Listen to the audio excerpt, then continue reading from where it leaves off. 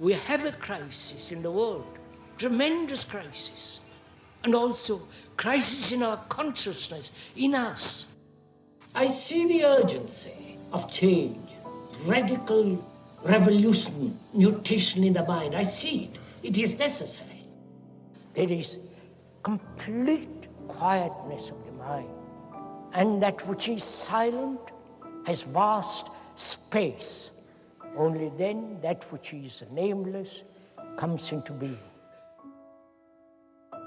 This is Urgency of Change, the Krishnamurti podcast.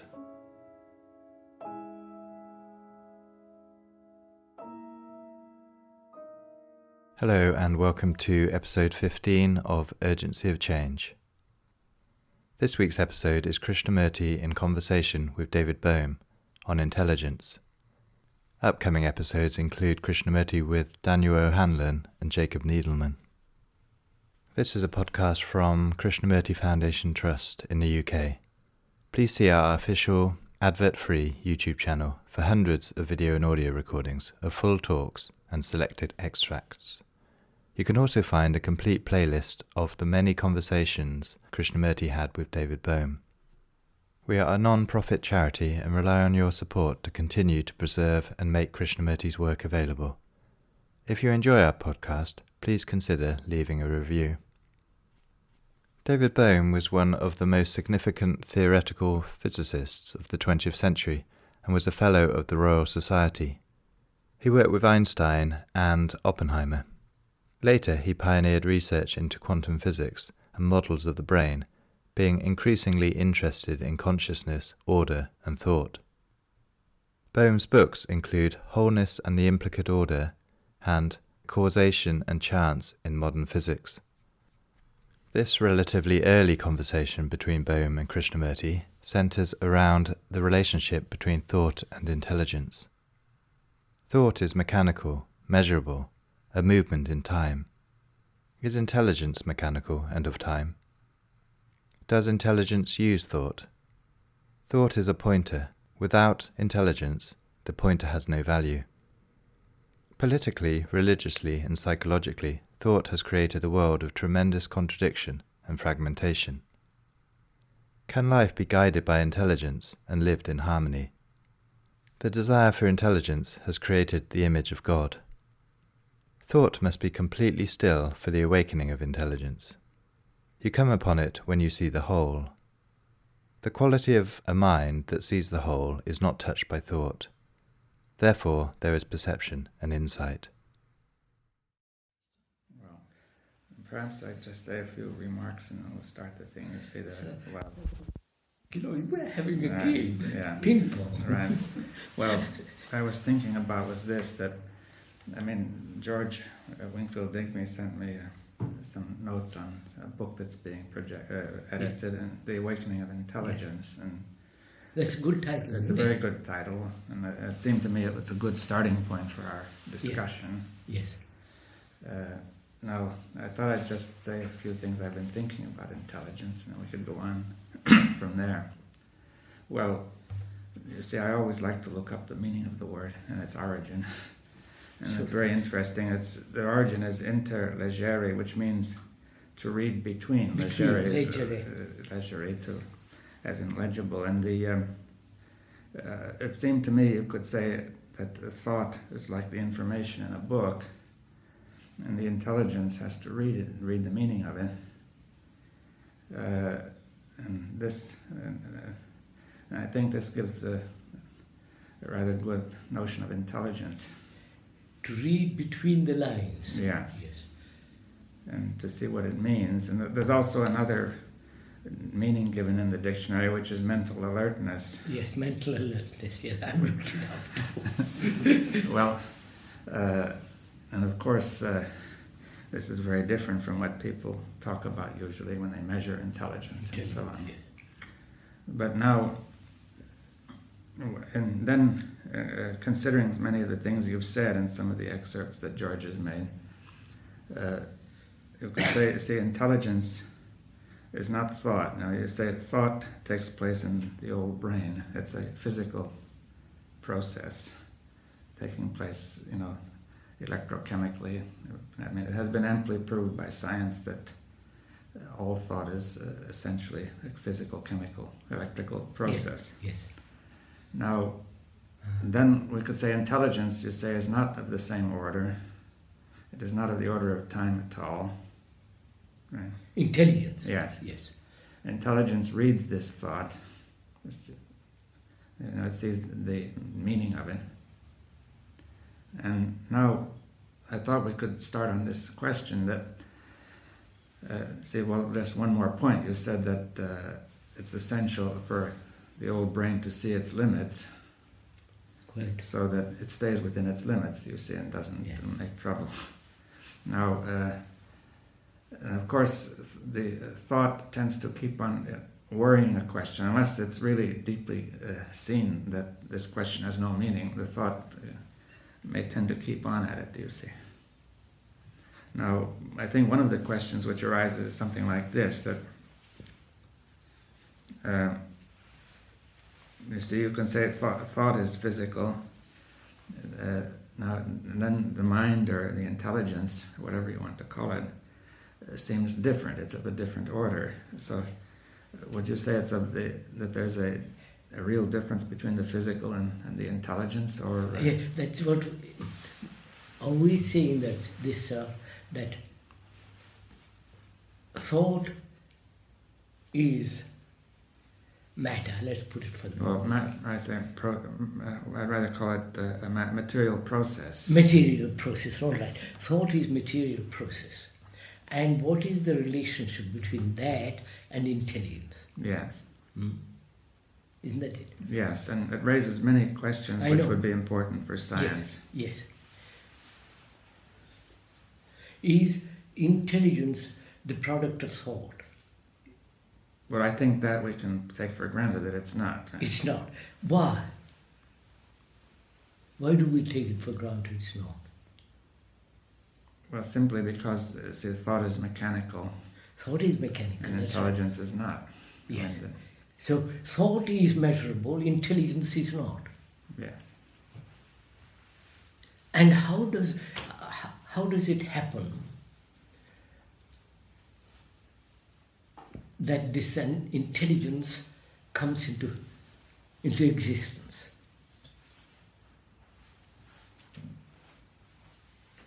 If thought has no relationship with intelligence,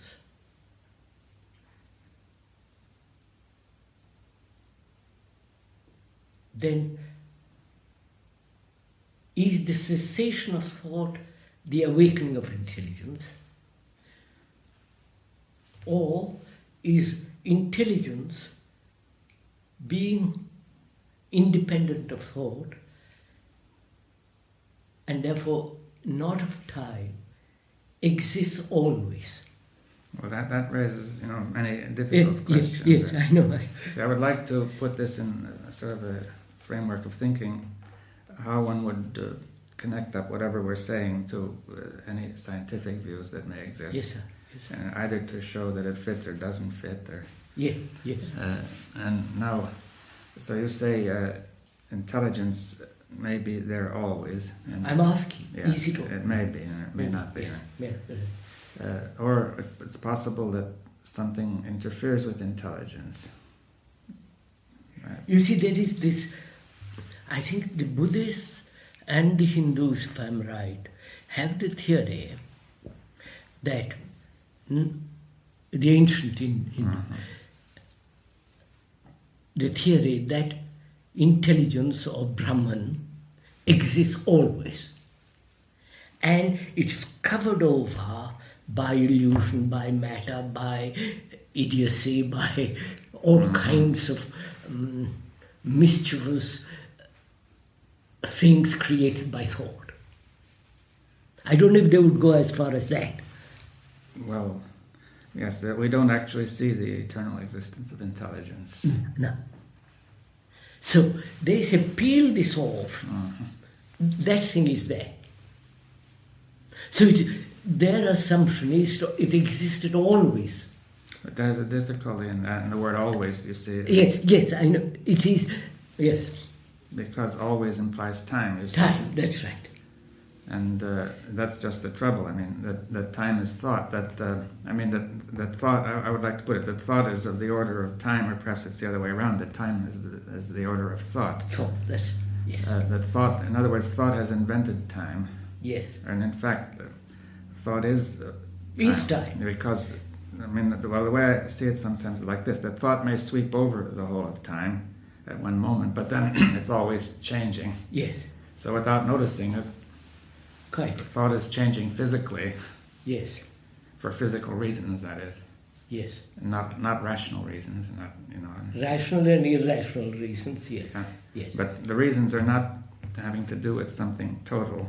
No. But they have to do with some physical movement in the brain, yes. And therefore the thought is on mechanical. Environment and all kinds of things. Yes. Yes. So therefore, the meaning, as thought changes with time, its meaning is no longer consistent. It becomes contradictory. It yes. changes in an arbitrary way. Yes, yes, I follow that. Right. So now,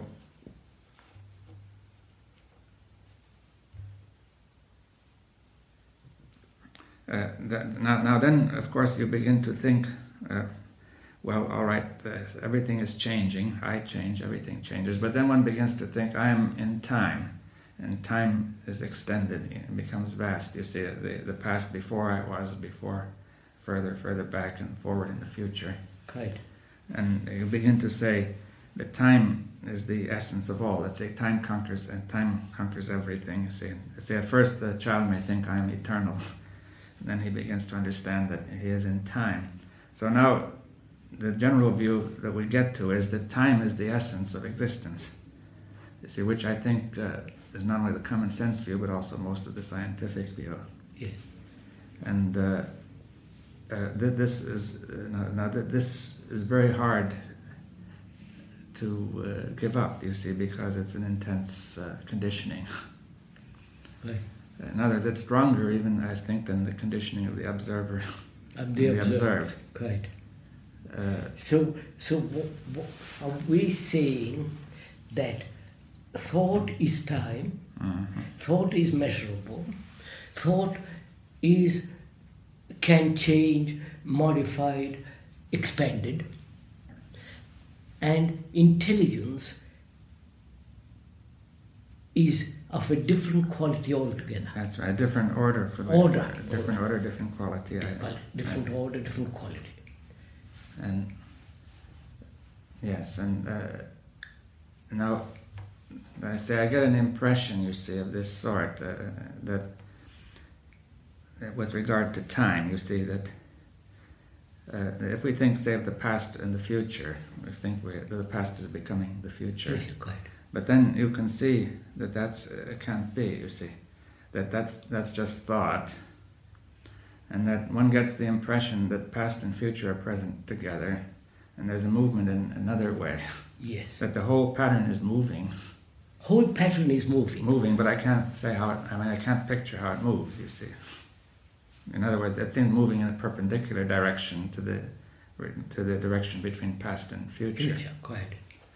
And now that whole movement, at first sight, you'll begin to think that movement is in another time. Do you see?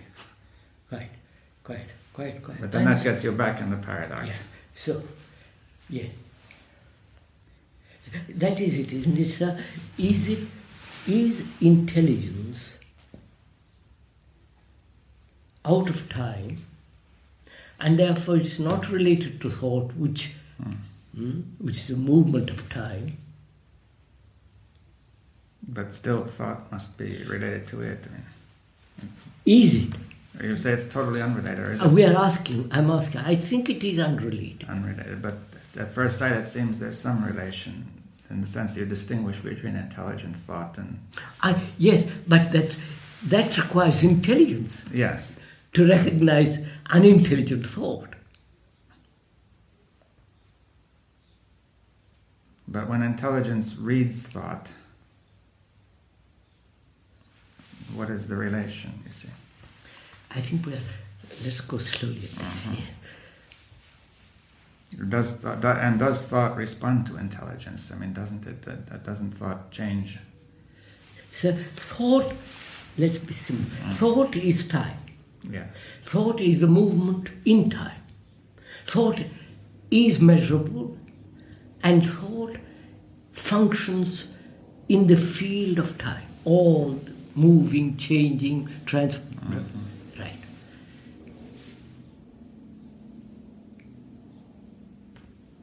Is intelligence within the field of time? Well, I think we've seen that in some sense it can't be, you see, but it's not, the thing is not clear. I mean, that first of all, the thought is mechanical. Thought is mechanical. And that's secondly, clear. there's some sense of a movement which is in a different time. Yes. So Thought is mechanical. Being mechanical, it can move in different directions Yes. and all the rest of it. Mhm. Is intelligence mechanical? Let's put it that way. Well, I'd like to ask the question. See, what does mechanicalness mean? You see, Yeah, all right. Repetitive, repetitive or dependent. measurable, comparative, Well, I'd say also dependent. dependent, yes. Yeah. And see, intelligence. Now let's get it clear. In some sense, intelligence can't be dependent on any condition for its truth, anyway. But it seems that in some sense, intelligence doesn't operate. Let's say if the brain is not healthy. Oh, obviously. So, in that sense, intelligence seems to depend on the brain. Or Yeah. is it the quietness of the brain? All right. It depends on the quietness of the brain. Not on the activity of the brain. But still, But- yeah, go ahead. There's still some relation between intelligence and the brain that we're discussing. Yes. Yes, I think, you see, I understand Yes, that yes, because, yes. because we once discussed this question before many, many years ago. Yes. When I raised the idea that in physics you could use a measuring instrument in two ways, the positive and the negative, that like an electric current, you can measure the current by the swing of the instrument, or you can use it in what's called a Wheatstone bridge, where the reading is, you look for a null reading. The null reading indicates harmony or balance of the two sides, as it were. Yes. So, if you are using the instrument negatively, then the non-functioning of the instrument is the sign that it's working right. Yes. Could we say the brain? Yes. The brain may have thought used positively to make an image of the world. Which is a function of thought. One of the functions. One of the functions Or of thought. the other function of thought is negative, which is to indicate that the non-harmony, you see. Yes, non-harm. Yes. Now, let's proceed from there. Is intelligence dependent on the brain? We come to that point. Yeah. Or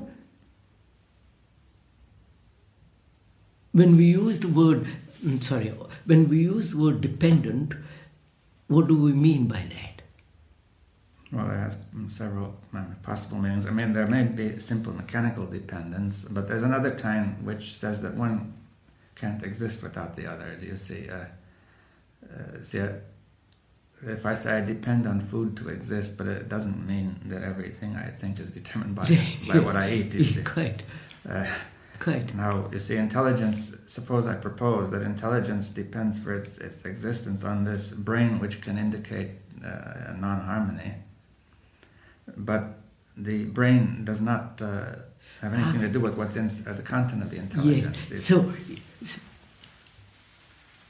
if the brain is not harmonious, can intelligence function? Well, that's the question. You see, Yes, that's what we are saying. It cannot function if the brain is hurt. But if the intelligence doesn't function, is there intelligence? Do you see it? Yes. There wouldn't be. You see that therefore the brain, intelligence requires the brain to exist. But the But brain, it's only an instrument. yes, It it's is an not. instrument which indicates disharmony or harmony. Yeah, but it is not the creator of the other. No.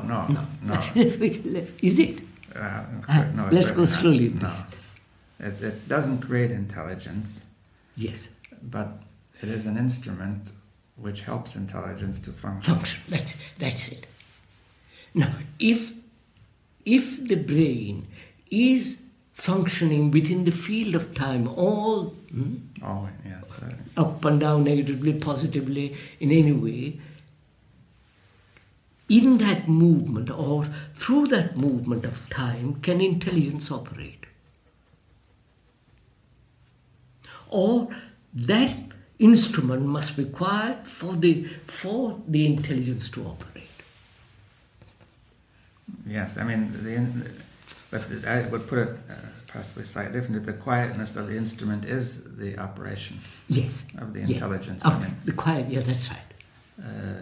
And the two are not separate. They're one and the same. The non-quietness of the instrument is the failure of intelligence. Yes, that's right.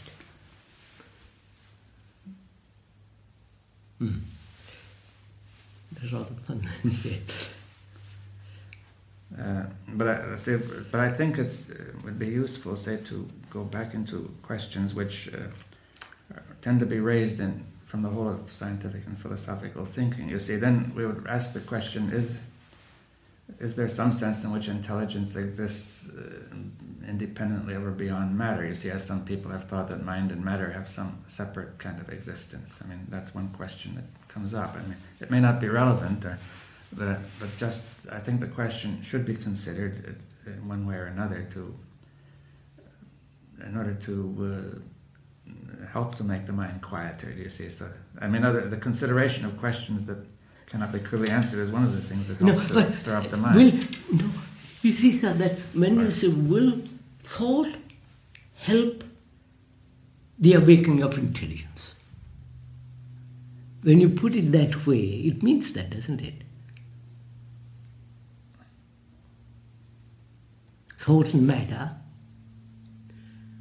and the exercise of thought, and the movement of thought, or thought saying to itself, I will be quiet in order for the awakening of intelligence. Any movement of thought is time. Any movement.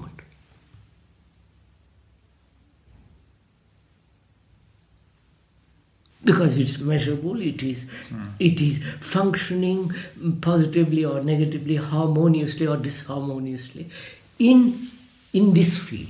Yes. And realizing that, thought may say unconsciously or unknowingly that I will be quiet in order to have that. Then that is still within the field of time. Yes, it's still projecting. Yeah, is it projected and capturing within it. time. Is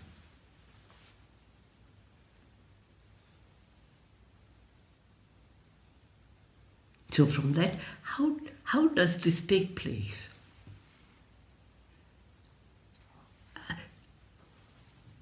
This intelligence, not how.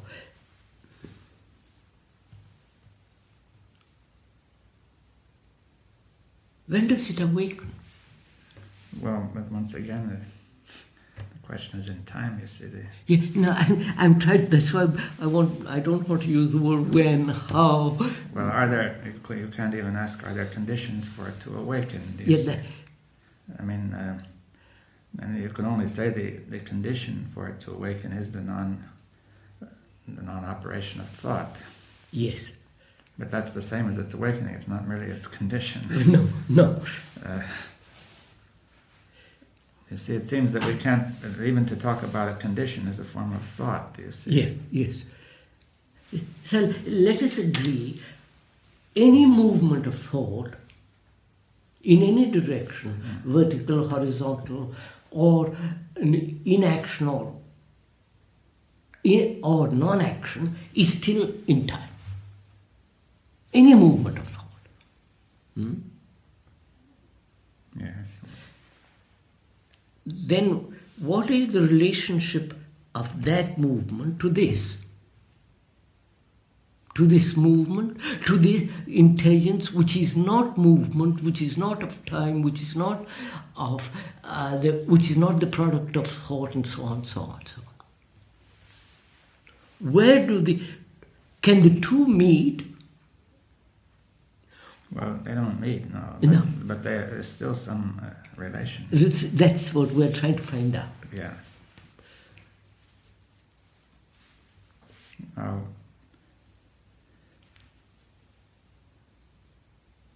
Or is there any relationship at all? First, Yeah. One thinks there is a relationship. One hopes there is a relationship. One projects a relationship. Yes. Is there a relationship at all? Well, it depends. What do you mean by relationship then, you see? Relationship being in contact with, recognition, a feeling of being in touch with it. Oh, well, the word relationship might mean something else as well. Yeah, what does it mean? What are the meanings? Well, I mean, for example, that there is a parallelism, or as you put it once, or a harmony of the two. You see that is, two things may be related without contact, but simply being in harmony.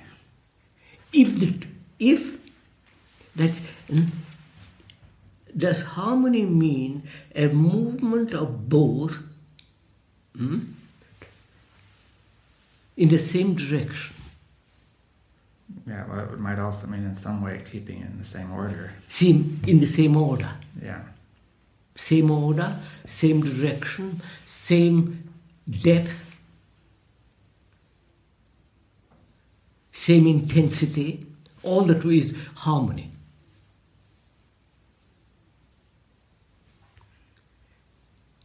Can thought ever be harmonious?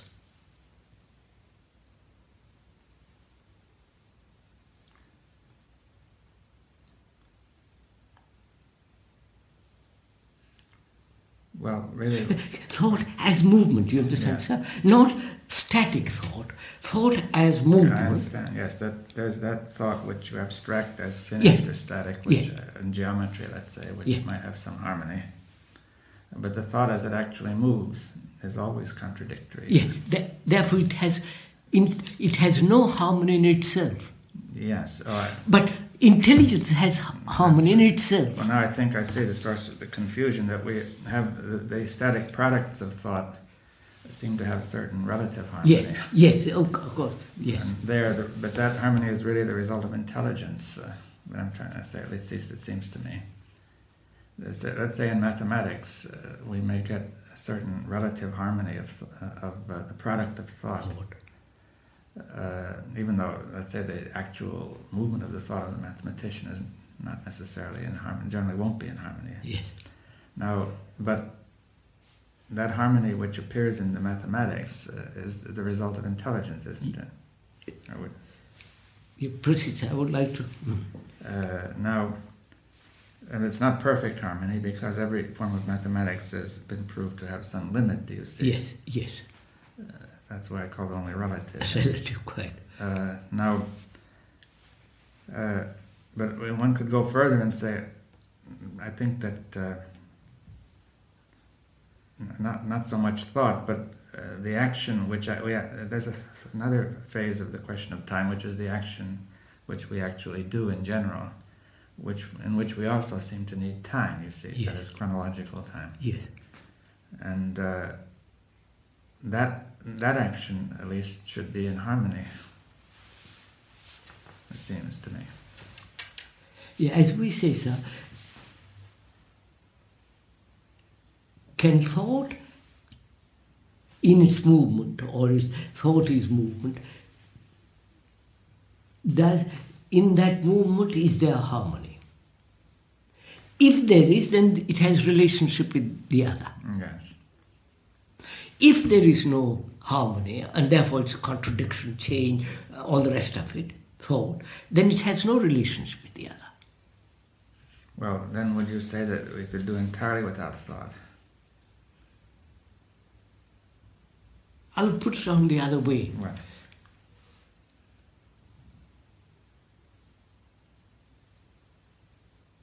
Intelligence uses thought. All right, that's where we... Intelligence, but now how can it use something which is disharmonious?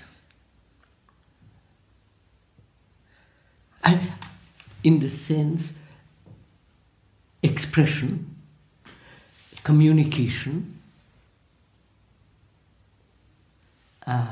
using thought which is contradictory, which is not harmonious, to create things in the world. Well, but still there must be in some other sense a harmony in what is done with thought and what you just described, you see. Let's go slow in this. Rather go.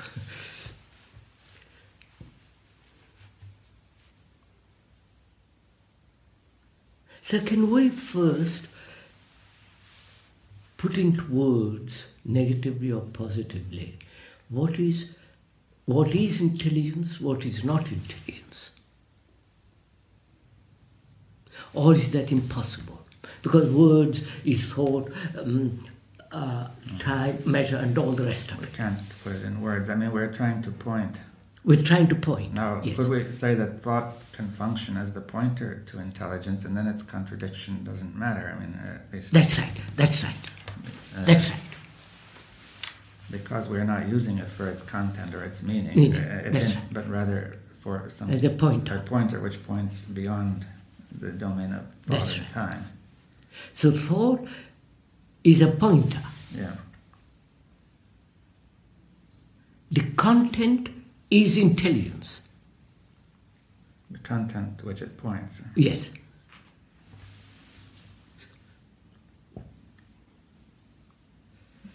Yes.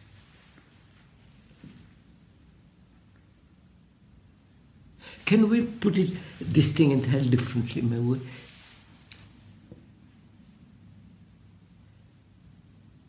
Thought is barren. Is Barren. barren. When it moves in it by itself. Yeah. Yes. Which is mechanical and all the rest of it. Thought is a pointer.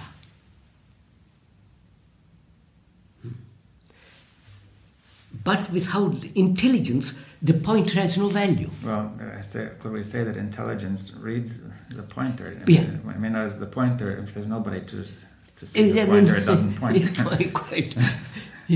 So, this is necessary. Intelligence is necessary. Without that, this has no meaning at all. But could we say now that thought in some way, thought without intelligence points in a very confused way. Confused, not irrelevant ways. Irrelevant, meaningless, and so on. Now then, with intelligence, it begins to point in another way. Yes. But then somehow thought and intelligence seem to fuse in a common function. Yes.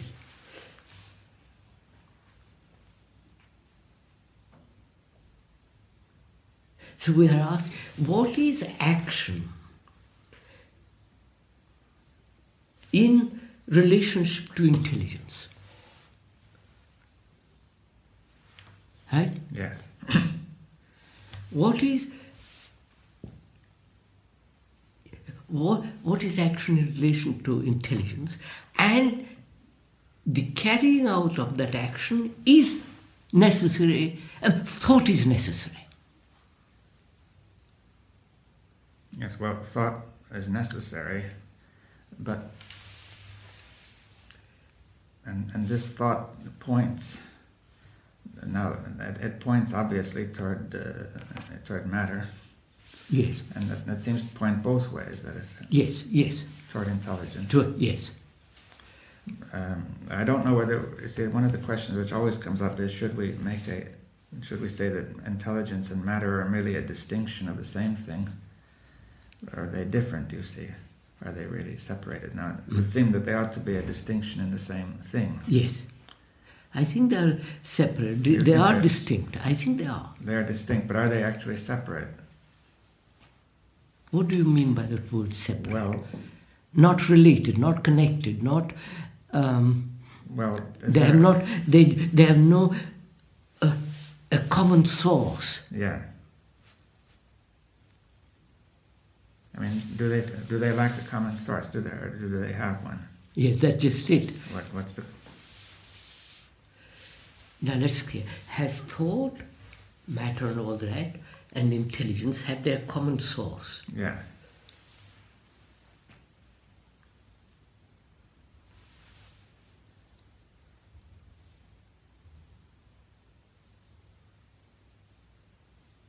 I think they have. Yeah. Bound to have. Why? Otherwise, they're Yeah, of course. harmony. Yeah. Yeah. Bound to have.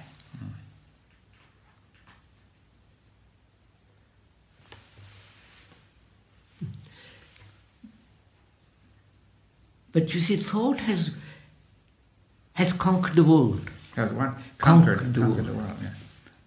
Well, You understand? Conquered the self. it dominates. Dominates the world. Yeah. Thought, the intellect, that dominates the world.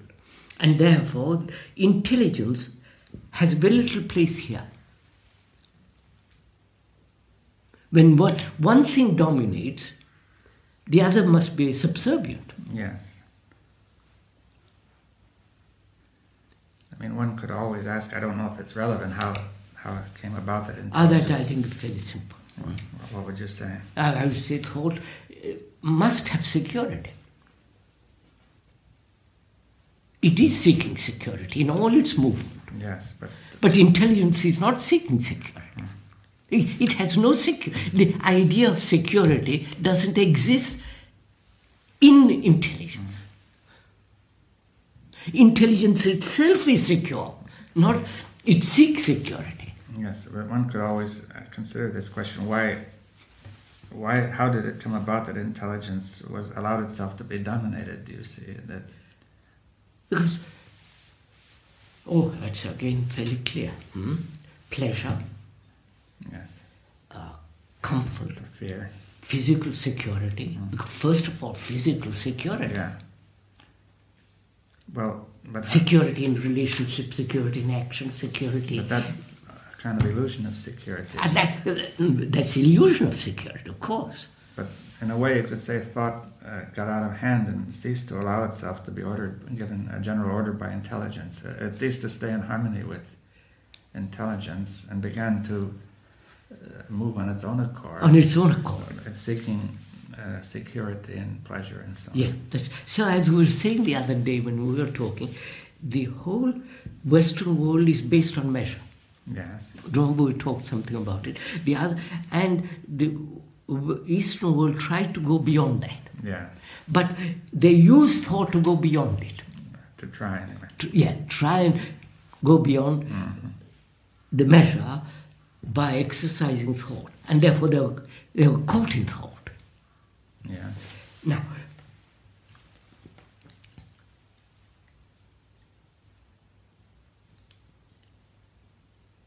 security, physical security is necessary, and therefore physical existence, physical pleasures, physical everything that became tremendously important.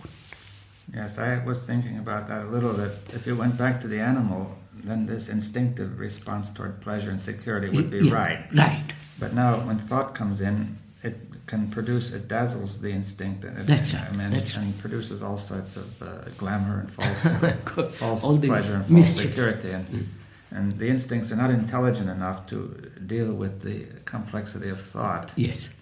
And then, therefore, thought went wrong because it excited the instincts, and the instincts demanded more.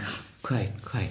So thought really created a world of illusion, miasma, confusion, Yes. and put away the intelligence. Well, from what we said before, it made the brain very chaotic and noisy. Yeah, so quite and therefore, that's right. The intelligence is the silence of the brain. So Yes.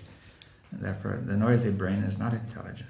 Noisy brain is not intelligent. Quite right. Well, that more or less explains the origin of the thing. Yes. Now, let's see, where were we before this? We were trying to find out what is the relationship in action of thought and intelligence. Yes. Because, everything is action or inaction. Yes. And what is the relationship of all that to intelligence? Thought does produce chaotic action, fragmentary action. At present, that's it. Well, when it is not ordered by intelligence. That's of course. Yeah. And it's not ordered by intelligence in the way we all live. Well, just because what we just said, the whole explanation. Yeah. Political. It's a fragmented activity, therefore it's not an activity of a wholeness. Yes. The activity of wholeness is intelligence. But intelligence also has to understand the activity of thought, doesn't it? Yes, we said that. Yes. Now, could you say that when intelligence understands the activity of thought, then thought is different in its operation? Yes, obviously. Yes. Obviously. If thought has created nationalism as a means of security, and when one sees the fallacy of it, the seeing the fallacy of it is intelligence, and thought then creates a different kind of world in which nationalism doesn't exist. Yes. And therefore division, conflict, war, and all that. Well, that's very clear then. You see that intelligence sees the falseness of what's going on. Now that falseness stops. When thought is free of this falseness, it's different. That's right. But then it begins to be a parallel to intelligence. Yes, that's right.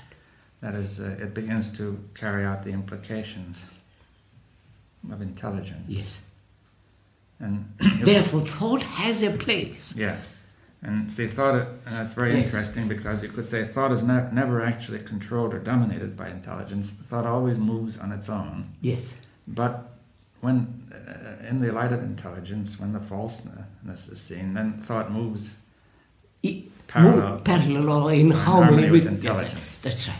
But thought never has anything that forces it to do anything. Yes, yes.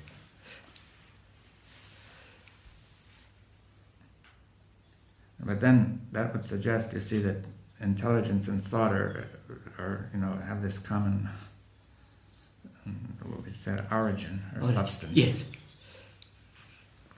And that there are two ways of talking, to calling attention to a greater whole. Yes.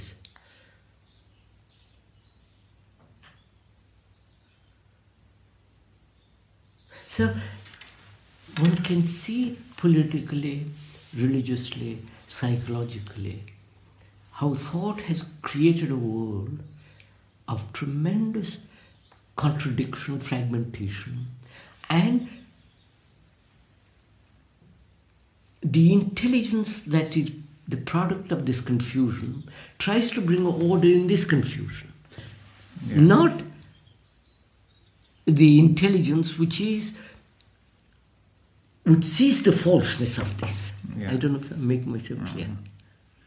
You see, I can be terribly intelligent though I am chaotic.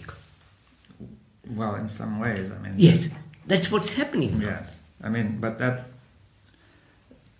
I suppose, it's rather hard to understand that, but at this moment. But you could say that in some limited sphere, it seems that intelligence is able to operate. Yes. But outside it doesn't. And after all, isn't it? We are concerned with living, not the theories, not theories are insight and so on, but one is concerned with a life in which intelligence operates. intelligence which is not of time, which is not of measure, which is not the product or the movement of thought, Yes. or the order of thought. Now, a human being wants to live a different kind of life. He's dominated by thought. Yes. His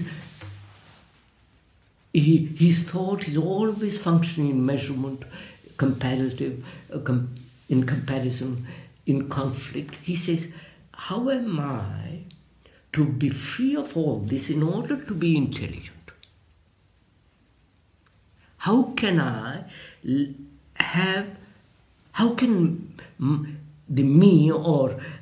how can I be the instrument of this intelligence? Yes, well, obviously it can't be. I mean, that just did. Because this thought with time is the essence of unintelligence. Unintelligent. But I'm thinking in terms of that all the time. Yes, I mean the thought is projecting some sort of fantasy of what intelligence is. Yes. And trying to achieve it. There I'm saying thought must be completely still for the awakening of that. There can't be a movement of thought and yet awakening of that. Yes, I mean that's clear on one level. Now and I think that you see that if we consider that thought actually is mechanical. Yes. And see, so therefore that may be seen on one level, but still the mechanism continues. Continues, quite. And through instincts and pleasure and fear and so on. And now you see the intelligence therefore has to come to grips with this question of the pleasure and the fear and the desire which makes thought continue. Yes. And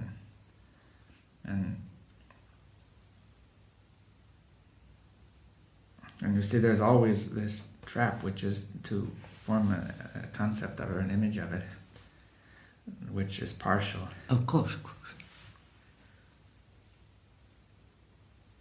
See, as a human being, I would be concerned only with this. I know how confused, contradictory, disharmonious one's life is. Is it possible to change that so that intelligence can function in my life, so that I live without disharmony, so that the pointer, the direction, is guided by intelligence? Yes.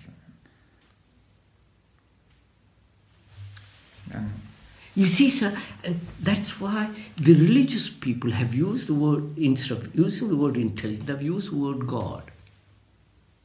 Well, what is the advantage of that word? I don't know what the advantage. No, but why did they use such a word? Because God, it became from the primitive, the fear of thunder, fear of, the nature, and gradually out of that grew the idea that there is a super father.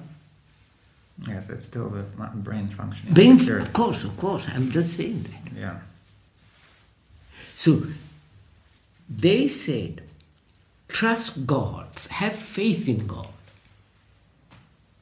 Then God will operate through you. Yes, and it's a sort of metaphor. Yeah. If you said God is intelligence. Yes. But most people didn't take it as a metaphor. No, of course not. That's a terrific image. Yes.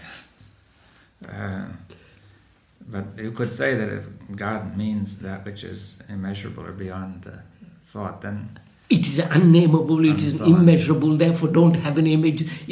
And then that will operate within the measurable. Yes. What I'm trying to convey is that the desire for this intelligence through time has created this image of God. Yes. And the image of God, Jesus, Krishna, whatever it is, having faith in that, which is still the movement of thought, I hope that way there will be harmony in my life. Yes, and this sort of image, because it's so total, produces a overriding desire, urge. That is, it overrides rationality. Overrides rationality, everything. Everything. And I mean, what you heard the other day, what these archbishops and bishops are saying, it sounded so ridiculous.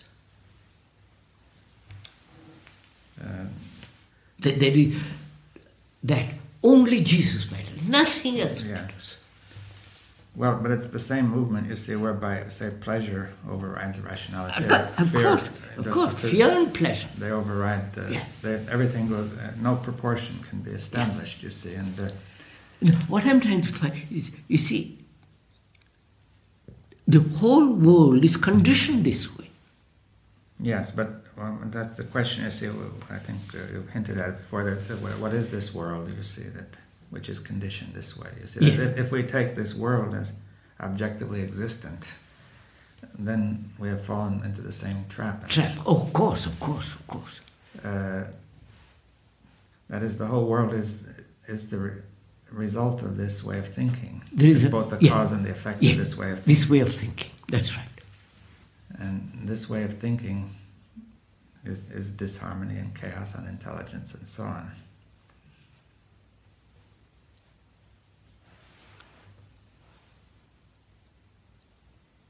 You see, I was listening to the Labour conference in Blackpool.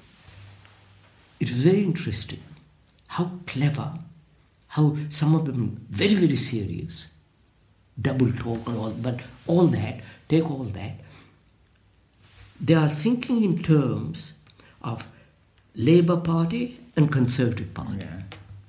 They don't say, look, let's all of us get together and see what's the most best thing, most marvelous thing for human beings. Well, they're not capable with this whole structure. That's just it. But they're exercising their intelligence. Well, in that limited framework. Yes. Yes, but that's always what all our trouble has always been, that people have developed technology and weapons and various things in terms of some limited intelligence, which is serving highly unintelligent purposes. Yes, that's just it. Quite. And I think for thousands of years that's been going on. And, yes. Then of course, you see, I think a reaction tends to arise like this, that this is all much too big, do you see? Yes. In other words, it's a vast thing over time and space, and it's really very simple, extraordinarily simple. This sense of harmony, because it's not, because it is so simple, it can function in the most complex field. Yes.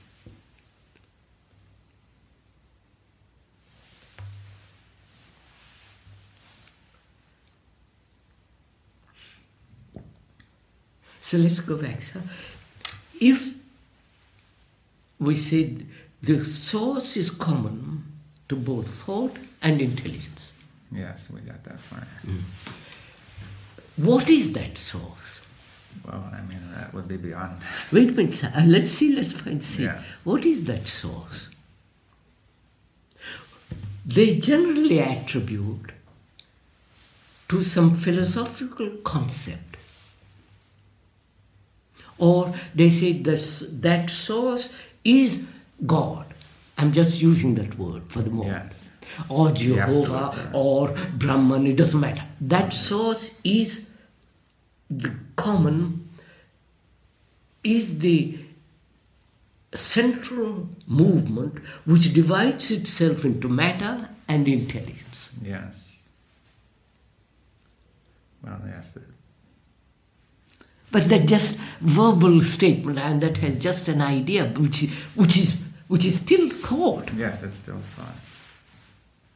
Therefore, you can't find it through thought.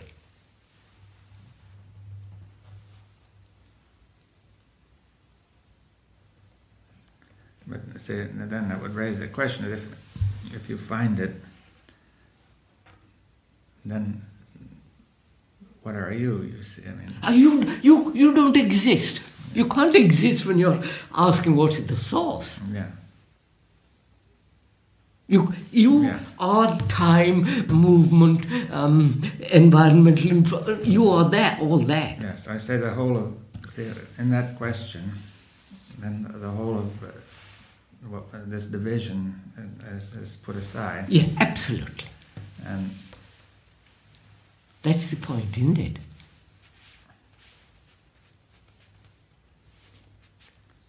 then there's no time and no... But yet we say, look, I'm not going to exercise thought. When the me enters, there is division. So, deliberately or understanding the whole of this, what we've been talking about, I put away the me altogether.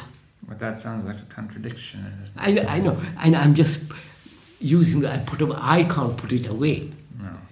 It takes place. Yes. Then what is the source?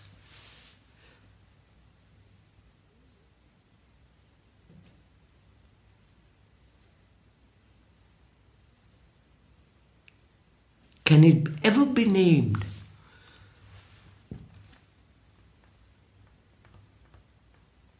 I mean, say for instance, the Jewish religious feeling is that is not nameable. That's what the name of God is. You don't name it, you can't talk about it, you can't touch it. You can only look.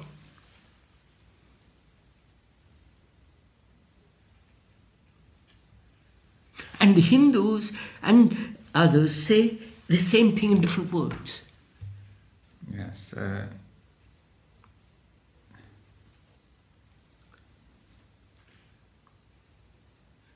And the Christians have tripped themselves over this word Jesus and their image. They have never gone to the source of it. Yes, well, yes, that's a very complex question. Because it might be that they were trying to synthesize several philosophies. Yes, of course, because after all, Christianity came out of Judea and Greece and of course, and Asia. They're in relay, of course. Yeah. The other day, the whole group of Arabs on television were marching, I forget where, and another, later on, from Israel, a group was marching. I said, look, no, only the headdress. You follow, sir? They're Arabic, which is the outcome of Hebrew. Yes. And they have divided them. You follow? And which it's so appalling. Yes, I mean, if you watch the people on television in Lebanon, you could very easily say they look just like Jews. That's it. But after all, they're all Semitic type and all the rest of it. I mean, there it is. We see this. Now, I want to get at this. What is the source? Can thought find it?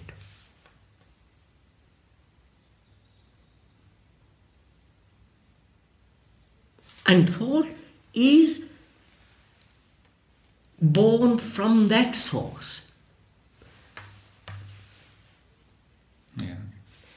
And intelligence, which is also born from that source. I mean, it's like two streams moving in a different direction. Would you say matter is born from that source too? Of in course, general, boundary. yes. I mean, the whole universe. Universe.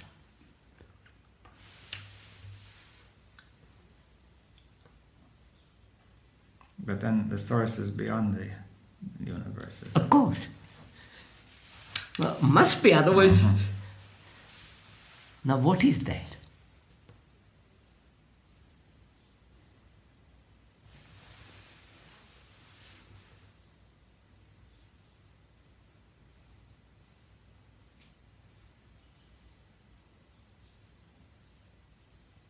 Could we put it this way, sir? Thought is energy, so is intelligence. Yes. Hmm? And so is matter. So is thought, matter. The mechanical is energy. Yes. Intelligence is also energy. Yes. This is confused, polluted, dividing itself, fragmenting itself. Yes, it's multiple. Multiple. And this is not. This is not polluted. It cannot divide itself as my intelligence and your intelligence. It is intelligence, it's not divisible. Now, see, I mean, it has sprung from a source of energy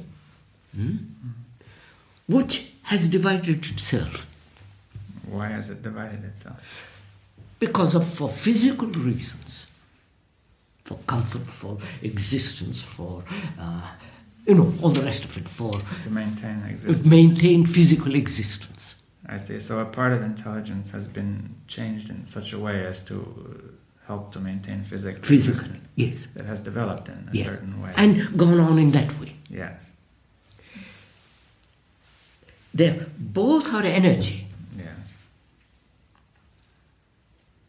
So there is only one energy. Yes, well, these are different forms of energy. Of energy. You see, I don't know if... Well, we don't... What's that? Oh, I was saying that, although it's a much more limited scale, there are many analogies to this, you see, in physics, where you can say light is ordinarily a very complex wave motion, infinitely complex, but in the laser it can be made to all go together in a very simple way. You see, and, yes, I was reading about that, yes. And what monstrous thing they're going to produce out of that. Using it destructively, of course. There is, you see, sir, there it is. Right. That thought may get something good, but then it always gets used in a broader way that's destructive. But anyway... So, sir, there is only energy, which is the source.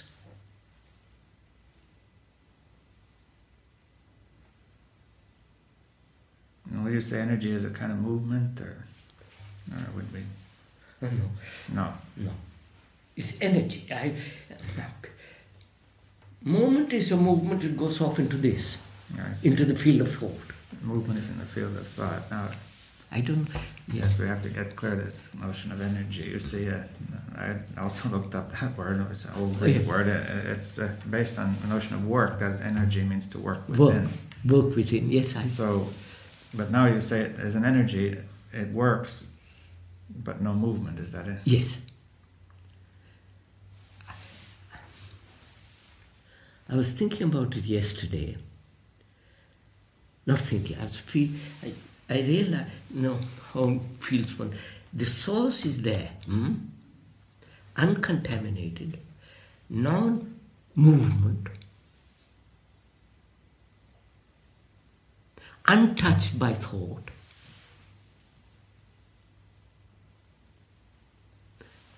Is there. From that, these two are born. Why are they born at all?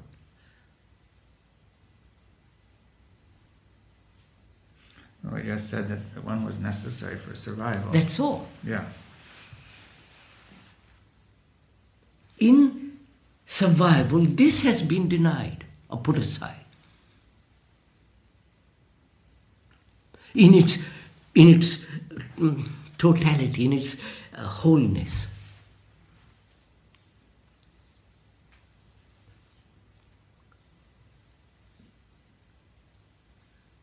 It's what I'm trying to get at is this.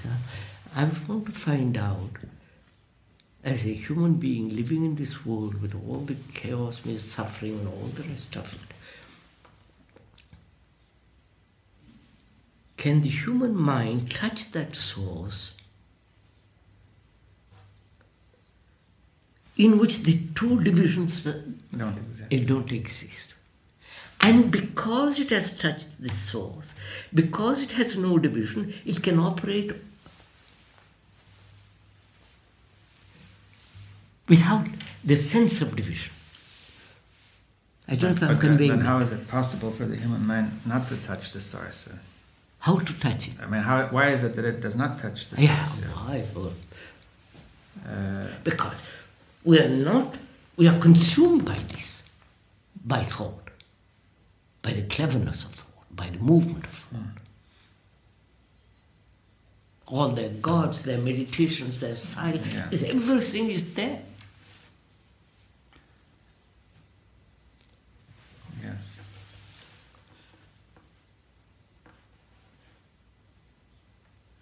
Now, but of course, I think this brings us to the question of life and death. Then, because that's one of the things which gets in the way. I think. Yes. That also related to survival, obviously. That because the desire, because of thought and its field of security, its desire for security, it has created death as something separate from itself. Yes, all right, so that may be the key point. Yeah, that's it. I was coming to what we were talking about yesterday morning to the students. You see, if you think it over, look at it this way, that thought is constructed itself as an instrument for survival, that is, not to die, you see. Yes. Now, and therefore, what it has done is it has created immortality in Jesus. Or anywhere. Or Jesus, or this or that. Well, but thought cannot possibly contemplate its own death, you see. It's built into its own structure. Of course. So if it tries to do so, it always projects something else. Yes. From some other broader point from which it looks at it. See, if anybody tries to imagine that he is dead, then he is still imagining himself alive, looking at himself dead.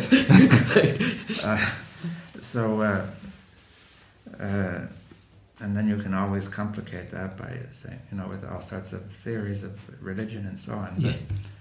But it seems to be built into thought that it cannot possibly consider death, do you see, properly. No, it cannot. And it means ending itself. Yes. But you see, that's very interesting. You see that,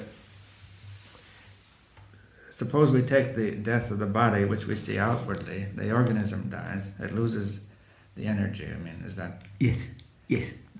Now, and therefore it falls apart, you see. So... it is really, the body is the instrument of the energy. Yes. So let's say the energy ceases to imbue the body, and therefore the body no longer has any wholeness. Yes. Now, so you could say that thought also, the energy in some way goes to thought, doesn't it? I mean, as to the body, would that make sense? What's that? Well, look, that when thought is going, then somehow energy is being given to thought as well. Yes, that's right. Yes, that's right. Now, you see, I mean, you or other people have often used the phrase that the mind or something dies to the whole of thought, which is, I mean, the way of putting it is at first puzzling, because at first you would think that it was thought that should die. Quite. But now you're saying it's the mind that dies. Quite.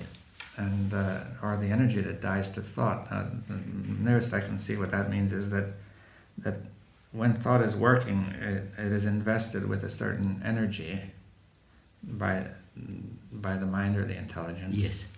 And when the thought is no longer relevant, then the energy goes, and the thought is like a dead organism. Correct. Is that it? That's right.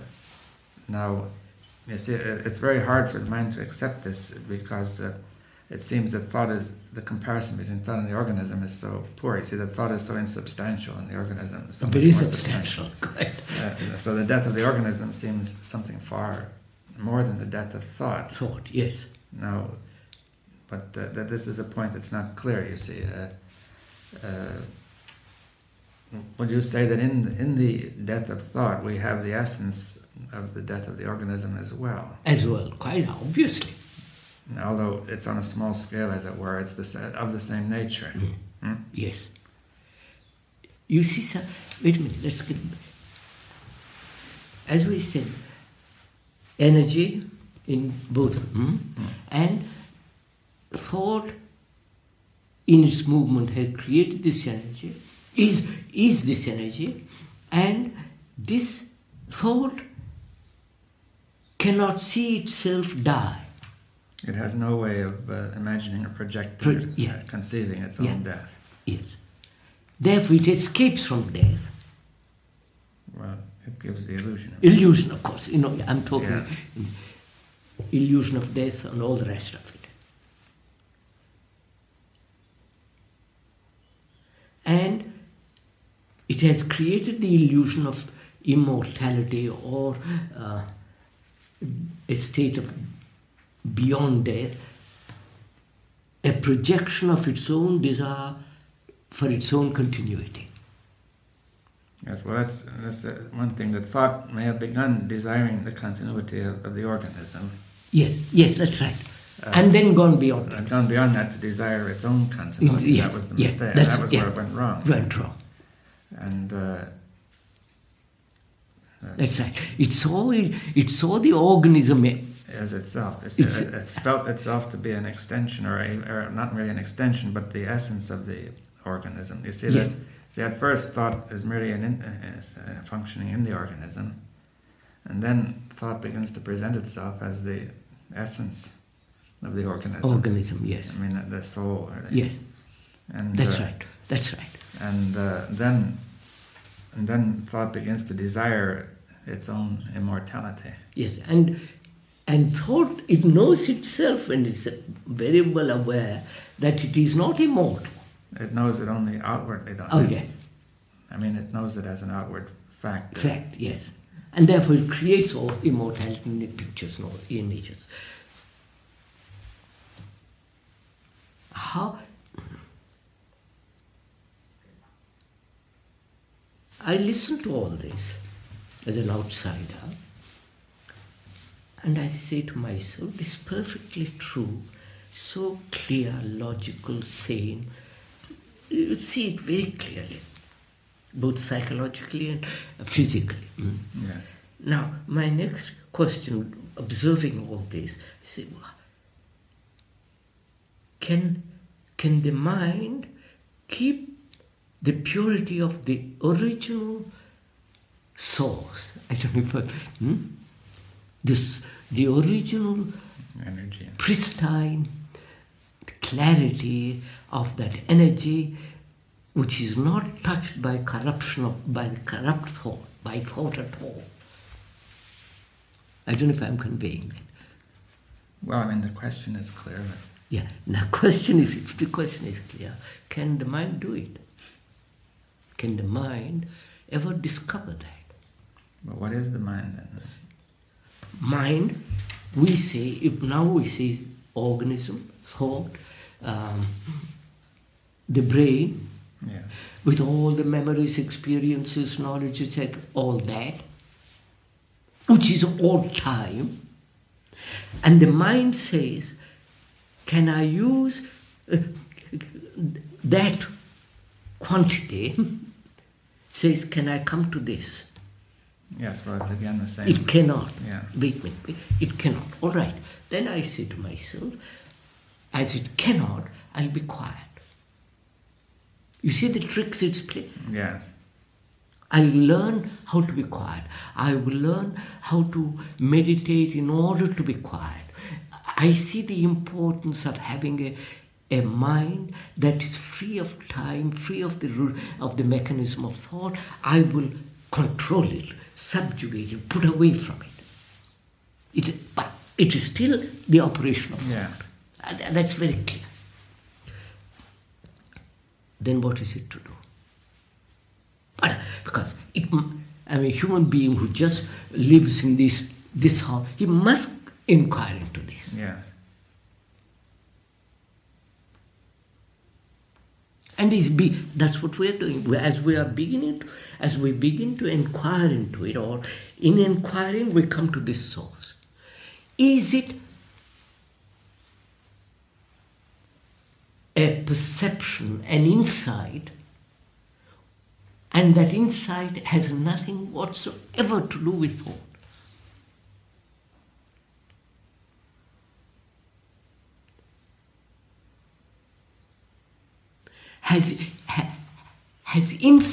Is insight the result of thought?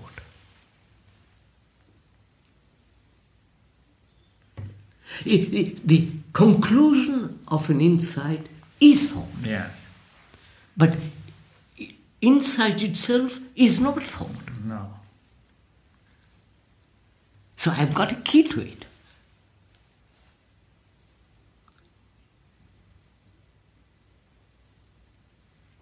Then what is insight?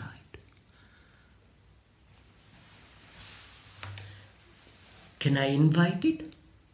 Cultivate it? No, you can't do any of that, but there is a kind of energy that's needed. I can't do anything.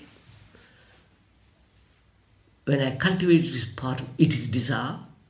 When I say I will do this or that, it's all. So, insight is not the product of thought. Is not in the order of thought. Yes. Now, how does one come upon this insight? Well, we have come upon it because yes. we denied all this. Yes, it's there when you.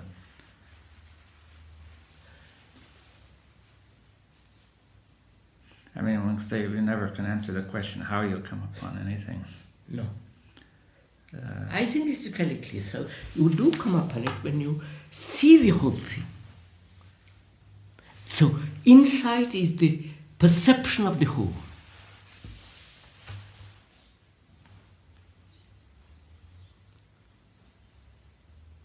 A fragment cannot see this. But the eye that sees the fragments, and so forth, the eye seeing the fragments sees the whole. And the quality of a mind that sees the whole is not touched by thought, and therefore there is perception, there is insight. I don't know if I'm... Well, we'll go over that more slowly, perhaps. Huh? I say perhaps we'll go over that more slowly then. Yes. I mean, we see that all the fragments. Then, could we say that the actual energy, which or activity, which sees those fragments, is whole? Yes. Yes. That is, we don't manage to ever to see the whole. Because we are educated, we are all the rest of it, yes. But I mean, we wouldn't anyway see the whole as something, but rather the wholeness is the freedom in seeing all the fragments. Yes, that's right. Freedom to see. And the freedom doesn't exist when there are fragments. Yes, and that makes a paradox, you see. Yeah, if you say.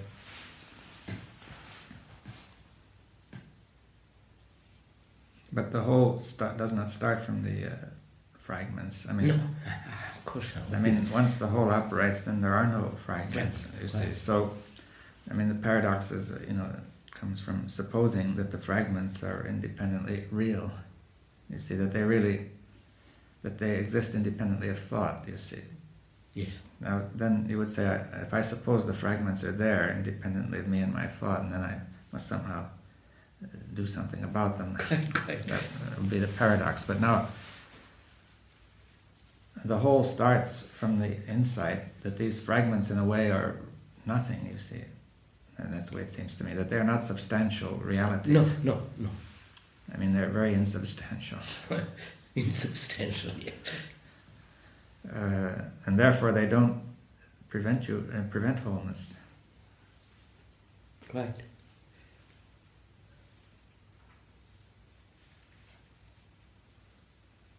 But you see, one of the things that often causes confusion is that when you put it in thought, it seems that you're presented with the fragments as real, substantial realities, and then you've got to see them. Then you'll say, but as long as the fragments are there, there's no wholeness, and you can't see them.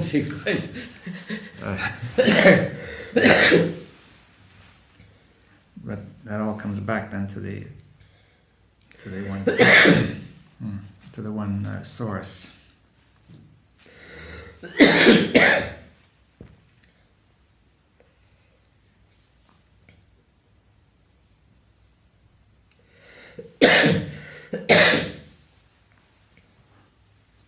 I'm sure, sir, really serious people have asked this question. Yes. Mm-hmm. They have asked it and tried to find an answer through thought. Yes. Well, it seems natural. Yeah, natural, yes, obviously. And they never saw that they were caught in thought. Well, that's always the trouble. Everybody gets into this trouble that he seems to be looking at everything, at his problems, and saying, well, those are my problems. Oh, he's quite... I'm looking. But that looking is only thinking. Thinking, yes. But it's confused with looking. Yes. You see, that's one of the confusions that arises is that, you see, if you say don't think but look, then a person feels I'm already looking. Yes, right. So you see, so they say, this question has been put to me before a long time ago, and they say, all right, then I must control thought, I must subjugate thought, I must make my mind quiet, then it becomes whole, then I can see the power. You follow fragments, and then everything, I have touched the source. But he's still in this, is still the operation of thought all the time.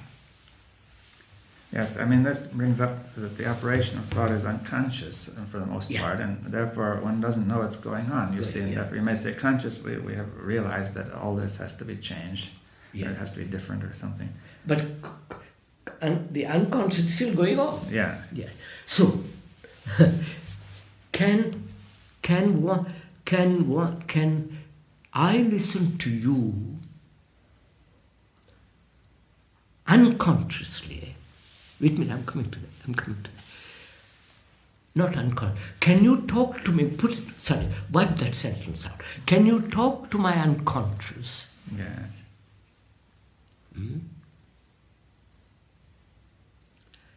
Knowing my conscious brain is going to resist you. Because you are telling me something which is revolutionary. Yes.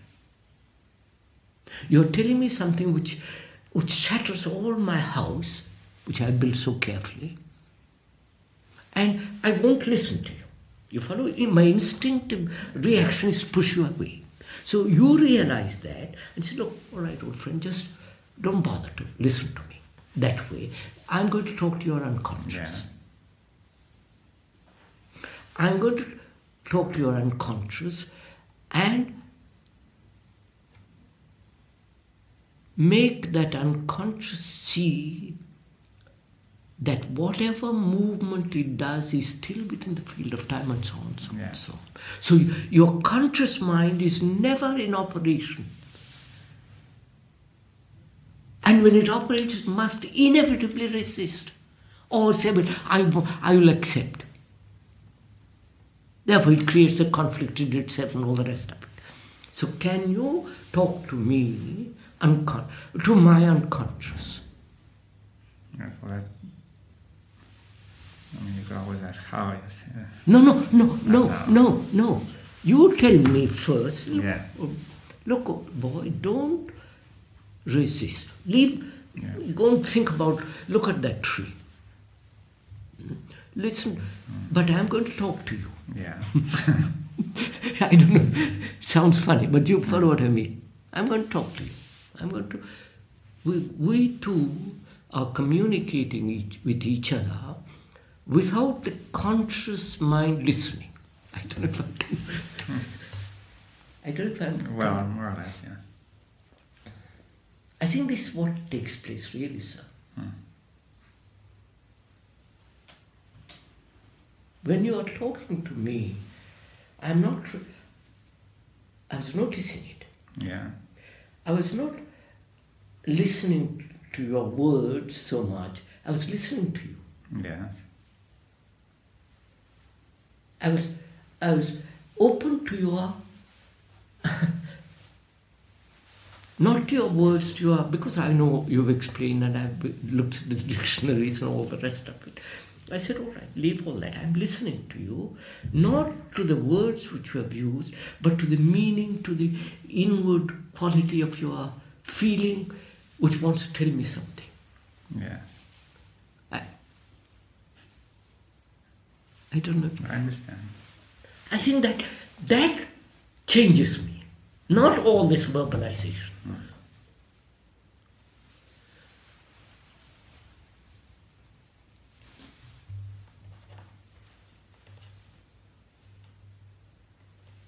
So can you talk to me about my idiocy, my illusion, my peculiar tendencies, without the conscious mind interfering and saying, well, please don't touch it, leave me alone.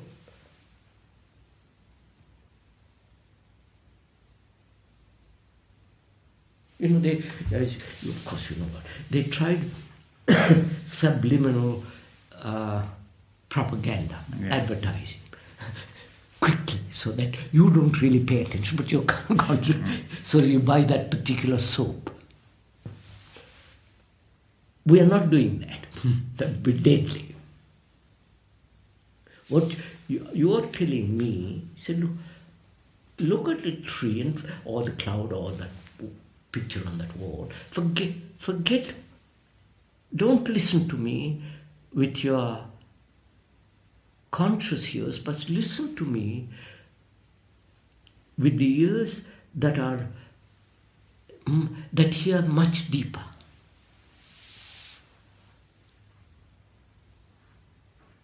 That's how I listened to you this morning.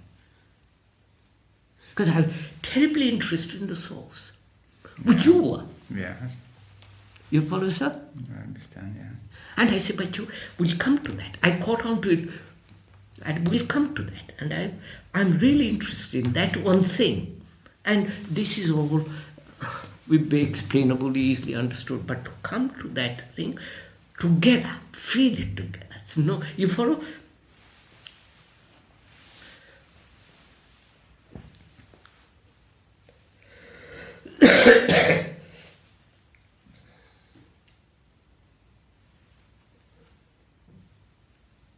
I think that's the way to break a conditioning, a habit, an image which I have cultivated. No, you don't talk to me about, I don't know, talk to me at a level where the conscious mind is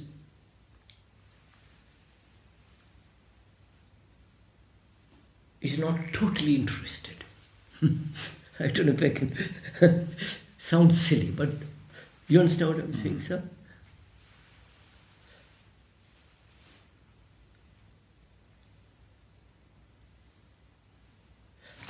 Let's for instance, I have a conditioning. Yeah. You can point it out a dozen times. Or you see the fallacy of it, the illusion, the stupidity. I still go on. I resist it. I say, no, it should be, what shall I do in this world if I don't? All the rest of it.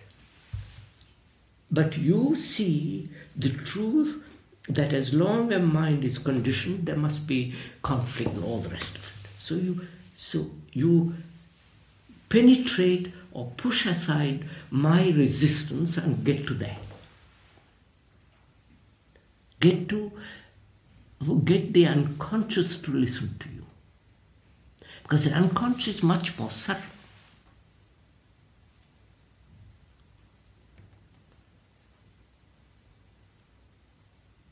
much more quick, because it's not. It may be frightened, but it sees the danger of fear.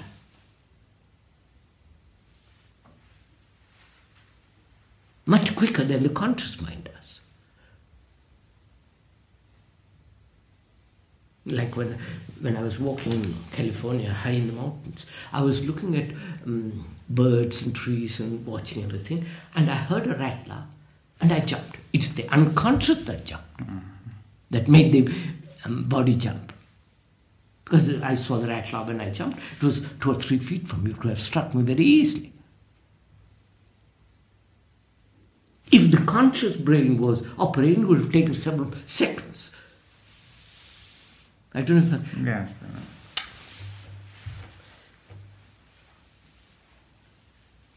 Well,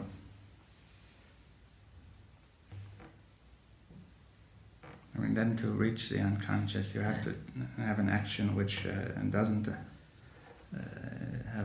doesn't directly appeal to the conscious. Yes. Which is, I think that is affection, that is love. I mean, you talk my consciousness, my waking consciousness, it is hard, clever, subtle, brittle. And you penetrate that through, say, well, keep your beastly little stuff, and you penetrate it, you penetrate me with your, with your look, with your affection, with all that feeling you have. So and that operates, not anything else. I do not.